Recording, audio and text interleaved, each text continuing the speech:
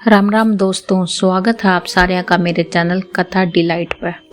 आज आप करवा चौथ की व्रत कथा न सुनांगे। बहुत समय पहले की बात है। एक साहूकार के 7 बेटे और उनकी एक बहन थी जिसका नाम करवा था। सारे 7 भाई अपनी बहन तो बहुत घना प्यार करया करते। इतना करया करते कि पहले उसकी खाना खिलाया करते और बाद में वो खुद खाया करते। एक बार उनकी बहन ससुराल तक मायके आई हुई थी। जिसी शाम हुई तो सारे भाई अपना व्यापार व्यवसाय बंद करके घर आए। घर आकर उन्होंने देखा कि उनकी बहन बहुत ही व्याकुल बैठी है। सभी भाई खाना खाने खातर बैठे और अपनी बहन तक भी बोलने लग गए कि आकर खाना खा ले। लेकिन उनकी बहन ने बताया कि उसका आज करवा चौथ का व्रत है, वो खाना को नहीं खा सकती जब तक चंद्रमा नहीं निकल जाता। चंद्रमा का निकलिया पाछे उनती पानी दिया पाछा ही वह कुछ खा सका है। चूंकि चंद्रमा ने इबे निकलिया कौन था, उसमें निकलने में भी टाइम था। और लेकिन उनकी बहन भूख प्यास तक घनी व्याकुल हो रही थी। तो सबसे छोटे भाई ने क्या करया, वो दूर पीपल का पेड़ पर चढ़कर एक दीपक जला दिया और ओड़ा एक छलनी रख दी ओट में। दूर तक देखने पर नू लागा था जनू चांद धीरे धीरे निकलने लग रहा है। इसके बाद वो भाई अपनी बहन लो गया और अपनी बहन थी बताया कि चांद निकल आया है, तू उसकी पानी देकर भोजन कर ले।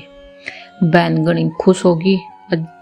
सीढ़ियां पर चढ़कर उसने चांद थी पानी दिया और खाना खाने खातर बैठ गई। जिसा को उसने पहला टुकड़ा तोड़ा और मुंह में डालिया, उसकी छींक आ गई।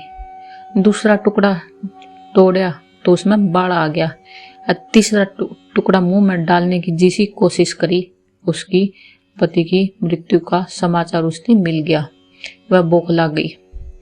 तो उसकी भाभी ने भी उसकी सारी सच्चाई बता दी कि क्योंकि तेरे भाई ने गलत तरीका था तेरी चांद दिखाया है और इस वजह से तेरा करवा चौथ का व्रत टूट गया और देवता देवता नाराज हो गए और नाराज होकर उन्होंने ये सब करया है। जब उनकी बहन ने सच्चाई का बेड़ा पाटा तो उसने सोचा कि वह अपने पति का अंतिम संस्कार को नहीं होने देवे और अपने ही सतीत्व से अपने पति ने दोबारा जीवन दान दिलावेगी। पूरे 1 साल तक करवा अपने पति का लाश कलोआ बैठी रही और उसकी देखभाल करती रही। उसको ऊपर कुछ भी घास वगैरह उगया करता वो उसकी इकट्ठा करती रही। 1 साल बाद जब दोबारा करवा चौथ का दिन आया तो उसकी सारी भाभी करवा चौथ का व्रत रखने लगी। जब सारी भाभी आशीर्वाद लेने खातर उसका लो आई तो सारी भाभियां ने एक एक करके बोली, यम सुई ले लो, पिया सुई दे दो, मतलब मुझे भी अपनी जैसी सुहागन बना दो। ऐसा वह हर एक भाभी तक कहने लगी। लेकिन सारी भाभी उसकी टाल दी रही, टाल टाल कर जानती रही। इसी तरह जब 6 नंबर की भाभी आई तो उसकी भी उसने यह बात बताई। तब उस भाभी ने उसकी बताया कि छोटे भाई की वजह से तेरा व्रत टूटा था, तो एक काम कर, उसकी पत्नी में ही सकती है कि वो तेरा पति ने दोबारा जीवित कर सका है। नू करिए जब वह तेरा आशीर्वाद लेने खातर आवे तो उसकी पकड़ लिए और उसकी जब तक ना छोड़ दिए जब तक वह तेरा पति ने दोबारा जिंदा ना करते। ईसा उसकी समझाकर वह 6 नंबर की भाभी चली गई। लास्ट में जब उसकी छोटी भाभी उसको लो आई तो करवा ने उसकी भी सुहागन बनने का आग्रह कराया कि, लेकिन वह टाल मटोल करके जान लग गई।